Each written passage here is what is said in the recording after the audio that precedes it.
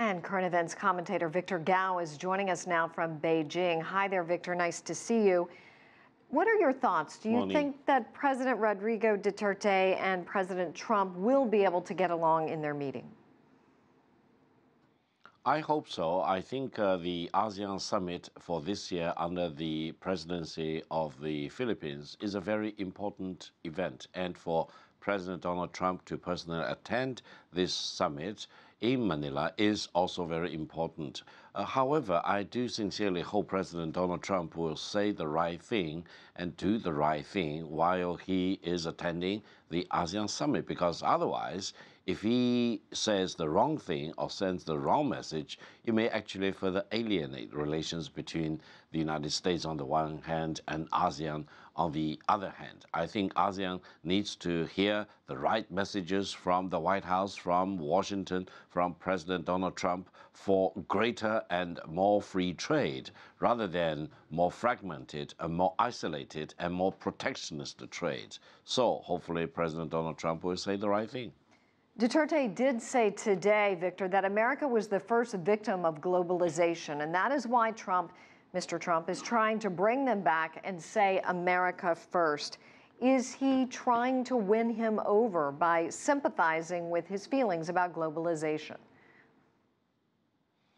No, I think when we promote globalization, some countries may win more, some countries may win less. That's a reality. However, globalization is a megatrend. Whether you like it or not, whether you embrace it or walk away from globalization, globalization is happening as we speak. Therefore, the better way is to readjust yourself to the realities of globalization and try to come up with a better strategy or tactic so that your country or your industry, your company can actually become a winner rather than a loser. For the United States to blame globalization, I think it's very unfair and very inaccurate. The United States probably has developed so much, very much by promoting free trade and market economy and globalization.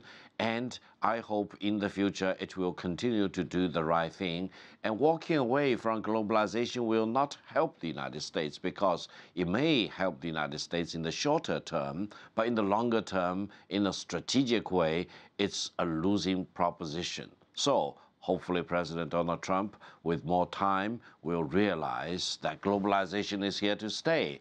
And it is not meaningful at all, even if the United States wants to distance itself from globalization. As you know, Victor, former President Obama tried to implement his pivot to Asia and establish the U.S. as a more forceful leader in this region. Mr. Trump is taking a very different approach. How are America's longtime allies in the region reacting to this, in your opinion?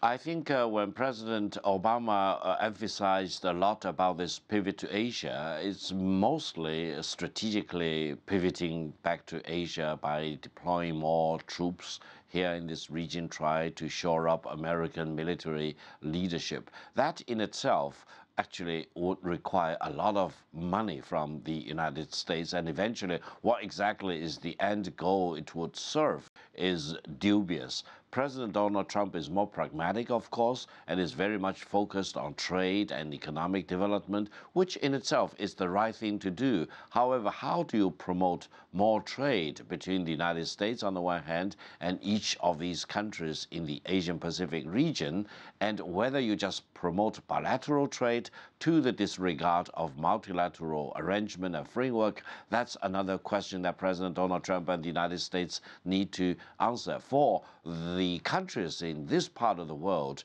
there are very close allies of the United States, and I think they are very disappointed to see that the United States walked away from TPP on the one hand, and also the United States seemed to care very differently about the fundamental situation here in the Asian Pacific region.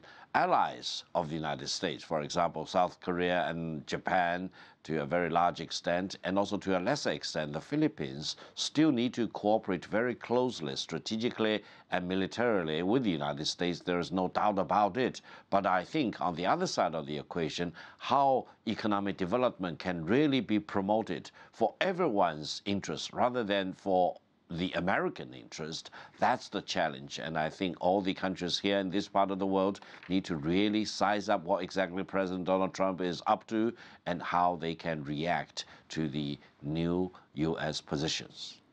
Victor Gao, always wonderful to see you. Thank you, live in Beijing.